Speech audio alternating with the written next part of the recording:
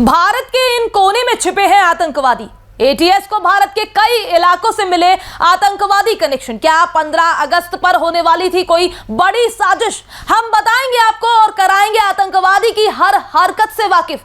पकड़े गए आतंकवादी की पत्नी कह रही है बच्चे मर जाएंगे भूखे, कोई हमसे भी तो मेरे हाल पूछे। एटीएस लगातार कर रही है कार्यवाही, जगह जगह मिल रहे हैं आतंकवादियों से जुड़े तार। हम बताएंगे आपको भारत विरोधी बनने का पूरा सार।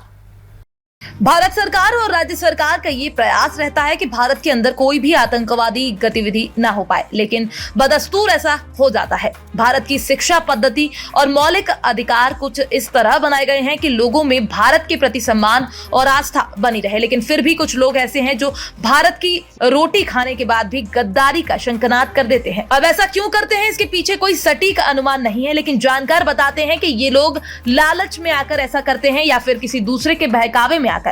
ये बात आपको इसलिए बताई जा रही है क्योंकि कुछ ऐसा ही इस समय गोंडा की सरजमी पर हो रहा है, जिसने भारत के तमाम खुफिया तंत्र और आतंकवादियों के खिलाफ कार्यवाही करने वाले विभागों को अलर्ट मोड पर ला दिया है। इसलिए तो एटीएस की छानबीन में पाकिस्तानी खुफिया एजेंसी आईएसआई के एजेंट गोंडा निवासी मोहम्मद रईस व मुकीम का नेपाल कनेक्शन भी सामने आने के बाद हड़कंप मच गया है। सूत्रों का तो यहां तक कहना है कि ये दोनों बीते दिनों नेपाल गए थे और वहां कुछ संदिग्धों के सीधे संपर्क में थे, लेकिन अब यहां और भी आतंकी तार मिल रहे हैं, जिसने एटीएस को हैरानी में डाल दिया है। तो वहीं एटीएस ने बीती 2 जुलाई को गोंडा निवासी आतंकी संगठन अलकायदा से जुड़े संदिग्ध आतंकी सद्दाम शेख को भी गिरफ्तार करने में सफलता पाई थी। एटीएस गोंडा निवासी इन युवकों के आपसी कनेक्शन को भी लगातार खंगाल रही है। तो वहीं ये भी अनुमान लगाए जा रहे हैं कि आईएसआई के संपर्क में आने के बाद रईस व मुकीम और सद्दाम समेत कुछ अन्य संगठनों के भी संपर्क में आ चुके थे। इसे लेकर उनके इंटरनेट मीडिया पर बीते वर्षों से रही गतिविधियों को खंगाला जा रहा है। तो वहीं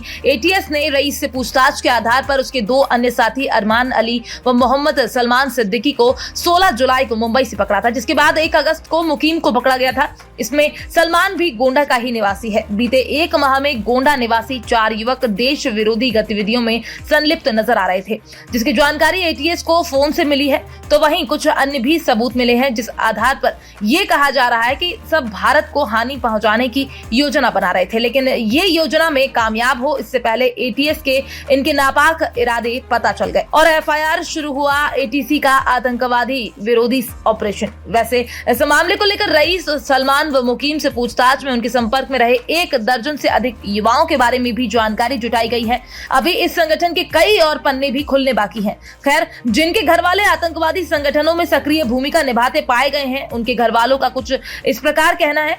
इन आरोपियों में पकड़ा गया सद्दाम की पत्नी रुबीना कहती हैं, हम अपने बच्चों अफजल, अफरीजा और अल्फाज को भीख मांग कर पाल लेंगे।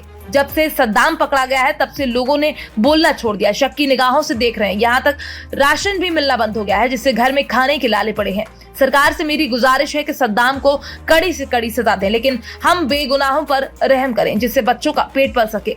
तो वहीं सद्दाम की सास आसमा का कहना है कि सद्दाम कभी भी अपने फोन को किसी को हाथ नहीं लगाने देता था। देर रात तक फोन पर लगा रहता था, कोई टोकता तो आग बबूला हो जाता। वो गांव के लोगों के घर कम आता जाता था, लेकिन मस्जिद में खूब वक्त गुजारता था। तो वहीं इस तरह के अन्य आरोपियों के घर वालों का भी कहना है कि उनके घर वाले इस तरह की गतिविधि में सम्मिलित हैं, ये उनको नहीं पता था। Bureau report, PDN news.